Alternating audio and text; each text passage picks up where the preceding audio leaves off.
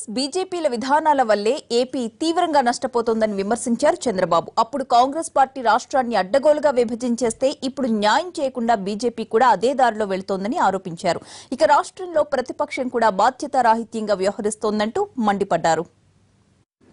అదే మరి opposition party కూడా ఒక బాధ్యత కలిగిన అపోజిషన్ పార్టీ అయితే ఒక పక్క సమస్యల్ని ఎక్కడో ల్యాప్సెస్ ఉన్నప్పుడు అవన్నీ లేవనెత్తూనే కన్స్ట్రక్టివ్ అపోజిషన్గా ప్లే చేస్తూ రాష్ట్ర భవిష్యత్తు కోసం పనిచేయాల్సిన అవసరం ఉంది.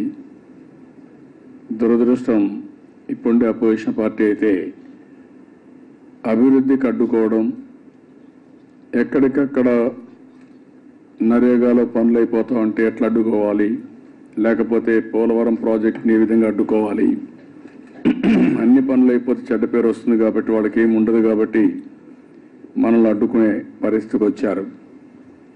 ఇప్పుడు కడాన అసెంబ్లీ కూడా అంటే సగం రోజులు అసెంబ్లీ కూడా వచ్చే పరిస్థితులు లేదు. ఇంత మునుపు ఎప్పుడు నాకు తెలిసినంత నేను 30 సంవత్సరాలు 40 సంవత్సరాలు రాజకీయాలు ఉన్నాను, 4 decades. ఎప్పుడు ఇలాంటి విచిత్రమైన పరిస్థితి నేను ఎప్పుడు చూడలేదు. అలాంటి పరిస్థితి తెలిసే 2 పార్టీలు చేశారు. ఆ రోజు బీజేపీ ఒక మాట అన్నారు, ఇది ఇల్లీగల్ అవుతుంది, ఇది కాన్స్టిట్యూషన్ కరెక్ట్ కాదు మీరు చేసేది కూడా చెప్పారు కానీ అపోజ్ చేయలేదు. అంటే ఎందుకు నేను ఈ విషయాలను చెప్తున్నానంటే ఆ రోజు ఇద్దరూ కలిసి ఓకే సమస్య పరిష్కారం అవుతుందనో లేకుంటే ఇద్దరికి అనుకూలమనో చేసిన తర్వాత ఇద్దరి బాధ్యత ఉందా లేదా మనకు న్యాయం చేయడానికి.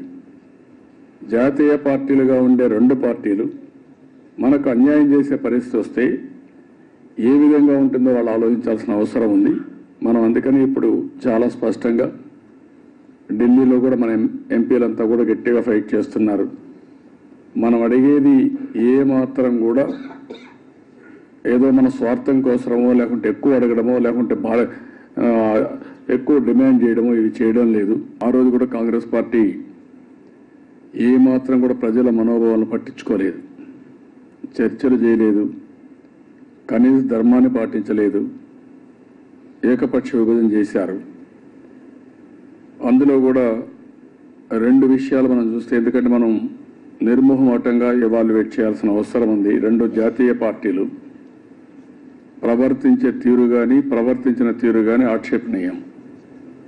ఆ రోజు కానీ ఒకవేళ వీళ్ళు రాజకీయంగా పరిష్కారం చేయాలనుకుంటే ఇద్దరిని కూర్చొని ఇద్దరికి సమన్యాయం చేసి ముందుకు పోయి ఉంటే మనకు ఎలాంటి జటిలమైన సమస్య వచ్చేది కాదు.